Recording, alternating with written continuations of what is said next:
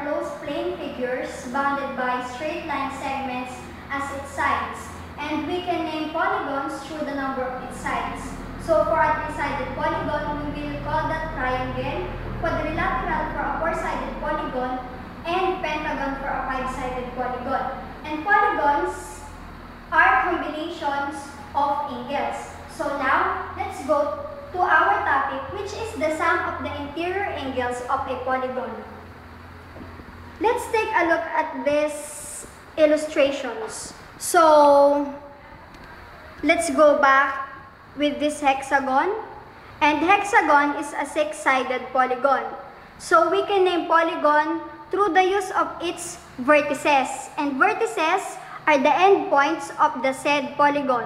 So, we can name this hexagon as hexagon A, B, C, D, E, and F. So, by connecting one vertex of this hexagon to the opposite vertices of the polygon, diagonals can be formed. Hence, it will result to the formation of triangles inside the polygon. Let's move with the next illustration. This is an octagon, and octagon is an eight-sided polygon. And we can name this octagon as octagon A, B, C, D, E, F, G, and H. By connecting vertex A to the opposite vertices of the polygon, again, diagonals can be formed. Hence, it will result to the formation of the triangles in this polygon. Let's move with the next polygon. And this is an example of quadrilateral.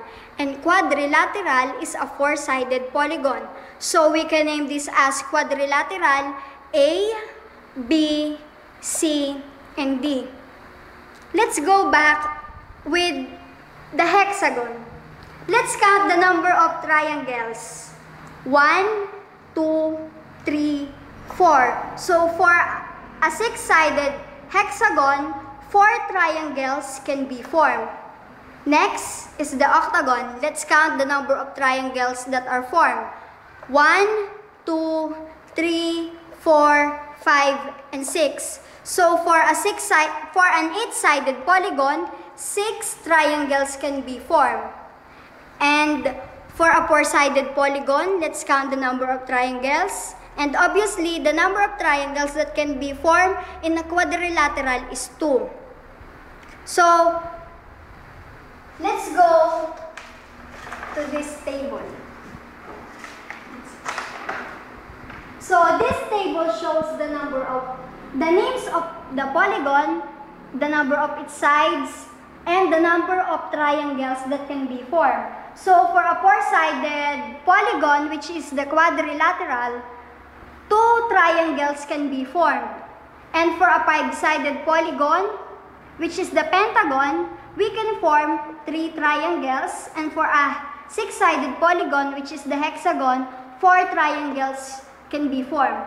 Further examining the relationship between the number of sides and the number of triangles, we can conclude that through the use of this table, we can say that for us to find the number of triangles, we just have to deduct 2 from the number of sides. So, the formula will be n minus 2. So, we will use this if we're looking for the number of triangles. Going back to principle 1 in angle sum of a triangle, which states that the sum of the interior angles or the sum of the angles inside the triangle is equal to 180 degrees. We can say that for us to find the sum of the interior angles of a given polygon, we will just multiply 180 to the number of triangles that can be formed. So this formula will be used. So for us to find the number of, or the sum rather, of the interior angles of a polygon, our formula is equal to S is equal to 180 times n minus 2, wherein S is the sum of the interior angles and n is the number of sides. So this 180 comes from the principle stated on the angle sum of a triangle. Let's have an example.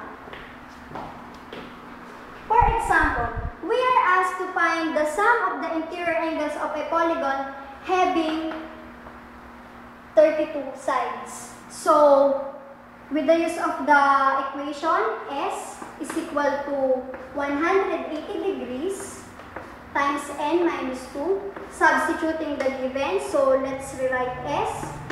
180 times n, which is 32. 32 minus 2. Simplify. S is equal to 180 times 30.